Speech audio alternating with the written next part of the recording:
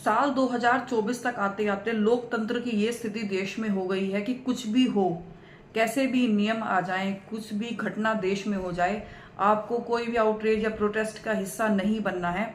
आपको बिल्कुल मौन रहना है। पिछले साल किसान आंदोलन हुआ जिसमें किसानों को दिल्ली में प्रवेश करने से रोका गया।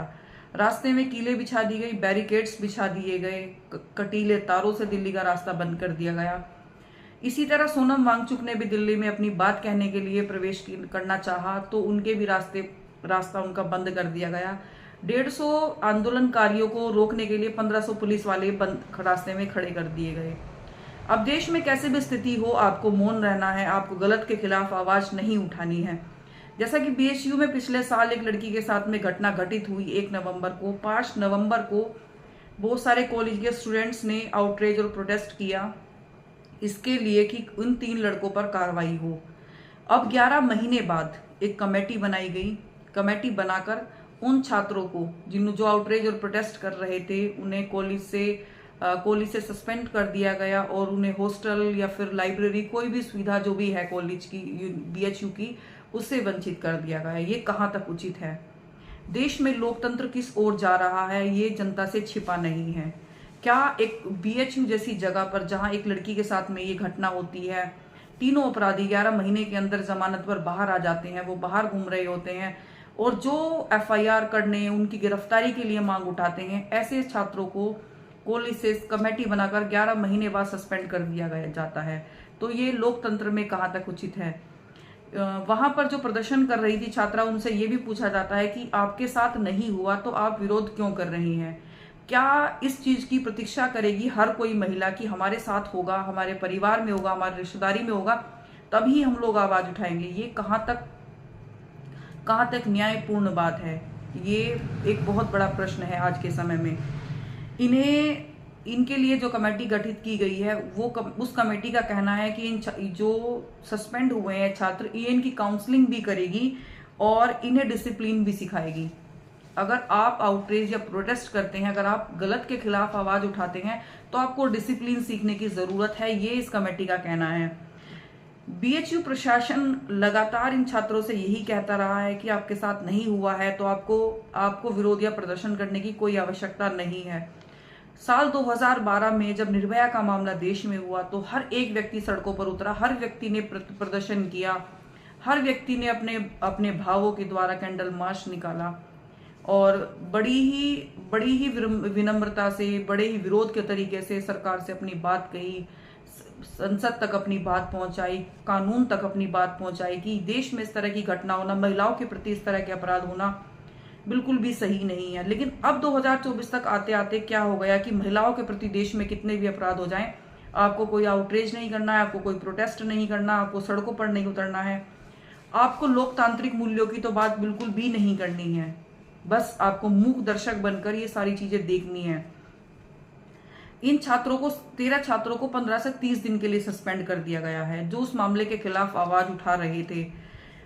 जो छात्र हैं जिन्हें सस्पेंड कर दिया गया है, ये कहते हैं कि हम पीड़िता के साथ खड़े थे, पीड़िता के लिए न्याय के लिए आवाज उठा रहे थे और जो लड़के थे जिन्होंने ये अपराध कारित किया था उन्हें संरक्षण दिया गया। उन पर एफआईआर हुई, गिरफ्तार भी हुए, लेकिन वो जमानत पर आज बाहर घूम रहे हैं।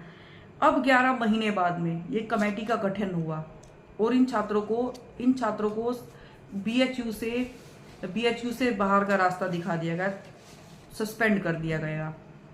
अब देश में न्याय के लिए आवाज उठाने वालों को प्रताड़ित किया जाएगा तो देश में क्या संदेश जाएगा कि आपको किसी भी तरह के प्रोटेस्ट का, किसी भी तरह के आंदोलन में अपनी आवाज बुलंद करने का आपको मौका नहीं मिलेगा।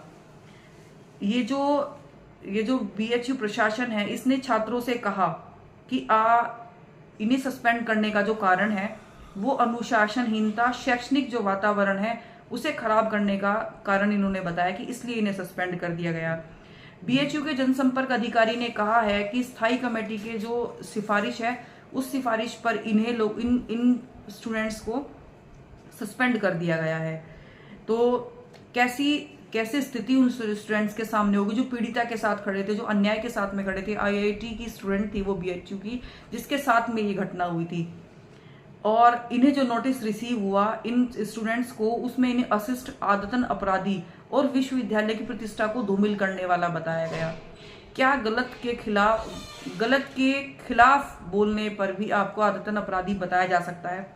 स्टूडेंट्स ने बोला कि क्या हमें अपराध के खिलाफ बोलना, पीड़िता के साथ खड़े होना और अपराधियों की गिरफ्तारी की मांग करना विश्वविद्यालय में अपराध है? ये ऐसा कब से हो गया? बीएचयू प्रशासन और सरकार को कब से ऐसे शांतिपूर्ण आंदोलनों से दिक्कत होने लगी? ये एक बड़ा प्रश्न उन छात्रों का है कि क्या देश में शांतिपूर्ण आंदोलन करना, अपराध के खिलाफ आवाज उठाना, ये कब से देश में अनकॉन्स्टिट्यूशनल हो गया? स्टूडेंट्स ने कहा है कि ये जो सस्पेंशन हमारा है ये पूरी तरह से असंवैधानिक है।